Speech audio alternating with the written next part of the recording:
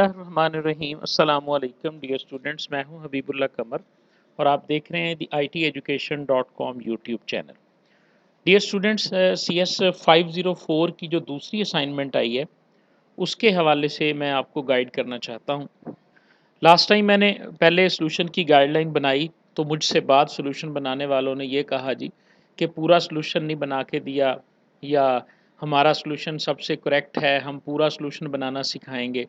तो भाई मैं तो पहले ये कहता हूँ, मेरे वीडियो के टाइटल में ये मौजूद होता है कि मैं सिर्फ एक टीचर हूँ और मैं गाइडलाइन बनाता हूँ। मेरा मकसद कतई तौर पे सॉल्यूशन बना के बच्चों को देना है ही नहीं। शुरू से मैं ऐसे कर रहा हूँ। मैं कोई साल या 2 साल पहले मैंने ये काम शुरू नहीं किया।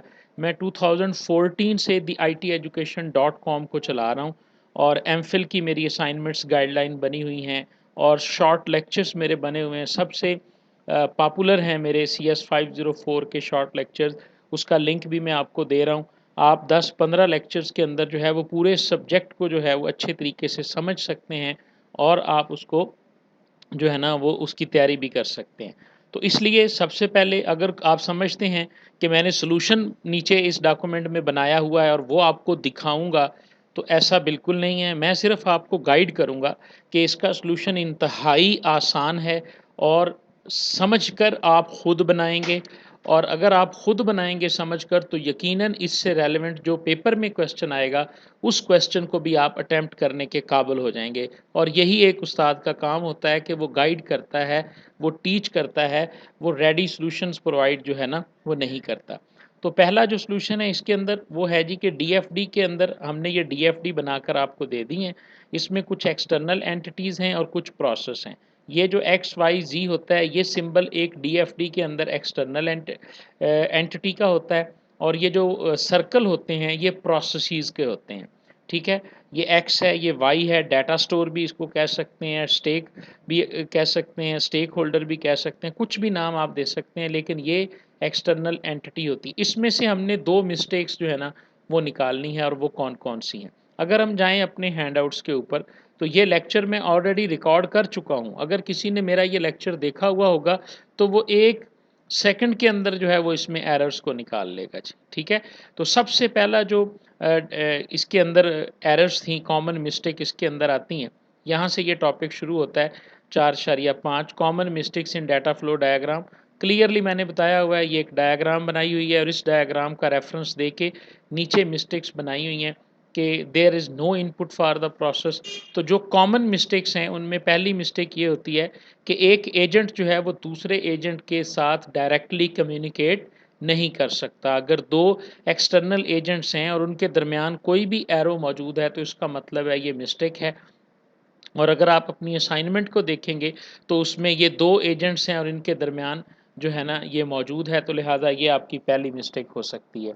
इसी तरह दूसरी मिस्टेक आप देखें जी कि एक एजेंट और दूसरे के दरमियान जो है वो प्रोसेस का होना ज़रूरी है, अगर नहीं होगा तो ये एरर होगी। दूसरी एरर देखें जी क्या है, एक डाटा स्टोर अगर है और एक आपके पास जो है ना वो एंटिटी है, ये भी आपस में डायरेक्ट कम्युनिकेट नहीं कर सकते। ये जो एरर है, ये एरर जो है ये हमारे सिस्टम में एग्जिस्ट ही नहीं करती जो क्वेश्चन है, क्योंकि उसके अंदर सारे एक्सटर्नल एंटिटी दी हुई हैं, डाटा स्टोर नहीं दिया हुआ। ठीक है, इसका हल भी यही होता है। इसके अलावा आप देखें कि ये कम्युनिकेशन जो है ना वो ये सारी एरर्स जो है ना वो यहाँ पर मौजूद हैं। डाटा स्टोर के साथ कम्युनिकेट नहीं कर सकता। एक एरर जो है ना वो मेन डायग्राम के अंदर दिखाई गई है। ये आपके पास डायग्राम है, अगर आप गौर से देखें तो इसके अंदर एक डायग्राम ऐसी है, ये वाली डायग्राम, ये आपके पास क्रिएट ए न्यू मेंबर, ये प्रोसेस है। यहाँ पर प्रोसेस जो है ना ये ग्रीन बॉक्सेस में दिखाए गए हैं इस डायग्राम के अंदर। आप देखें इस प्रोसेस में दोनों इनपुट आ रही हैं, इसकी आउटपुट कोई नहीं जा रही। लेकिन हालांकि आउटपुट अच्छा, इसको अगर आप देखें तो इस दोनों से आउटपुट जा रही है, इसमें इनपुट कोई नहीं जाती। तो अगर आप नीचे पढ़ें तो लिखा हुआ है कि process create a new member does not produce any output. तो जो प्रोसेस होता है, हर प्रोसेस में इनपुट भी होनी चाहिए और आउटपुट भी होनी चाहिए। तो दूसरी एरर आप अपने प्रोसेसेस में तलाश कर सकते हैं कि कहीं कोई ऐसा प्रोसेस तो नहीं है कि जिसके अंदर इनपुट्स मौजूद हों और आउटपुट जो है वो हमें ना मिल रही हो। ये देखें P1 से इनपुट P2 पे जा रही है, P2 से आउटपुट जो है वो Y को जा रही है। तो ये चीज़ें भी आप यहाँ से कॉमनली और अपनी सेंस के साथ जो है ना वो फाइंड आउट कर सकते हैं। प्रोसेसेस में इनपुट और आउटपुट दोनों का होना ज़रूरी है, और ये जो एक्सटर्नल एजेंट्स होते हैं ये डायरेक्टली एक दूसरे से कम्युनिकेट नहीं कर सकते। ठीक है जी, पहला क्वेश्चन आपका कंप्लीट। क्वेश्चन नंबर 2, एक क्लास उन्होंने आपको दिखाई है जी कि स्टूडेंट मैनेजर की क्लास है। अगर आप इसके डाटा मेंबर्स देखें तो इसमें student name, student admission date, उसके जो टीचर का नाम है, उसके टीचर की ज्वाइनिंग डेट है, स्टूडेंट के एग्ज़ाम की डेट है, इसी तरह स्टूडेंट का डाटे का, ये फंक्शंस हैं, ये उसके डाटा मेंबर्स हैं, ये मेंबर फंक्शंस हैं, और इसे हम क्लास डायग्राम कहते हैं। CS 304 के अंदर आप पढ़ के आए हैं, और ये आगे CS 504 के जो टॉपिक्स हैं 12 से आगे जब सॉफ्टवेयर डिज़ाइन का टॉपिक शुरू हो जाएगा, यानी ये वाला जो हिस्सा है ये रिक्वायरमेंट इंजीनियरिंग का है, और लेक्चर नंबर ये 10 तक जो है, और लेक्चर नंबर 12 जो है, मेरा ख्याल है 11 या 12, 11 से जो है वो सॉफ्टवेयर डेवलपमेंट साइकिल का दूसरा फेज़ शुरू हो जाता है, जिसे सॉफ्टवेयर डिज़ाइन कहा जाता है। सॉफ्टवेयर डिज़ाइन के अंदर हम एक सिस्टम का लॉजिकल डिज़ाइन बनाते हैं, जिसमें क्लास डायग्राम बनाई जाती है, जिसमें एंटिटी रिलेशनशिप डायग्राम्स बनाई जाती हैं, आर्किटेक्चर डायग्राम, सीक्वेंस डायग्राम, ये सारी डायग्राम्स यहाँ बनानी सिखाई जाती हैं, और ये आपके फाइनल ईयर प्रोजेक्ट का भी हिस्सा होती हैं, इस तरह की डायग्राम्स बनाना। तो ये डायग्राम्स एवं नहीं बनती, इनके लिए मखसूस किस्म के रूल्स होते हैं। वो रूल्स क्या हैं, उनके मुताबिक ही बनती है। सबसे पहली चीज़ जो आपके सिस्टम डिज़ाइन में बताई गई है वो होती है सिस्टम की कॉम्प्लेक्सिटी। तो सिस्टम की जो कॉम्प्लेक्सिटी होती है उसको सॉल्व करने का तरीका होता है मॉड्यूलैरिटी के। एक सिस्टम के अंदर डिफरेंट किस्म के मॉड्यूल बना दिए जाएँ, स्मॉलर पीसेस में उसे डिवाइड कर दिया जाए। तो जब हम स्मॉलर डिवीजन में उसे डिवाइड करते हैं तो हमारे पास दो चीज़ें आती हैं इन स्ट्रेटजीज़ के लिए, जो कि लेक्चर नंबर 12 के अंदर डिस्कस की गई हैं। एक को कपलिंग कहते हैं, एक को कोहेजन कहते हैं। कप कोहेजन से मुराद ये है कि एक मॉड्यूल, एक कंपोनेंट इंटरनली कितना स्ट्रॉन्ग है, एक कंपोनेंट जो है वो इंटरनली कितना स्ट्रॉन्ग है, ये डिसाइड करती है कोहेजन। और एक कंपोनेंट किस रेशो के साथ दूसरों के साथ जो है वो इंटरेक्शन करता है, ये उसकी कपलिंग कहलाती है। यानी अगर एक क्लास दूसरी क्लास के साथ इंटरेक्शन करती है तो वो इंटरेक्शन उनका कितना है, ज़्यादा फंक्शंस हैं या कम है। अगर ज़्यादा इंटरेक्शन है तो उसका मतलब है हाई कपलिंग है। अगर एक क्लास जो है वो इंटरनली उसके जितने डाटा मेंबर और मेंबर फंक्शंस आपस में बड़े स्ट्रांगली कनेक्टेड हैं एक मॉड्यूल के, और वो हमारे पास कहलाती है कोहेजन। तो कोहेजन और कपलिंग दोनों डिफरेंट चीज़ें हैं, लेकिन 100% एक दूसरे से रिलेटेड है। ये एक प्रोग्रामर ने डिसाइड करना होता है कि उसने कपलिंग को कितना अचीव करना है और कोहेजन को कितना अचीव करना है। ठीक है, इसकी एक एग्जांपल दिखाई गई है, ये देखें जी। हाई कपलिंग है, आप देखें इंटरनली एक दूसरे के साथ बहुत ज़्यादा शेयर हो रहे हैं। ये लो कपलिंग है, ये अलहदा से मॉड्यूल है, ये अलहदा से मॉड्यूल है, और ये अलहदा से मॉड्यूल है। आप देखें इस मॉड्यूल के दरमियान सिर्फ एक लाइन है और इसके दरमियान भी सिर्फ एक लाइन है। तो ये कॉन्सेप्ट है।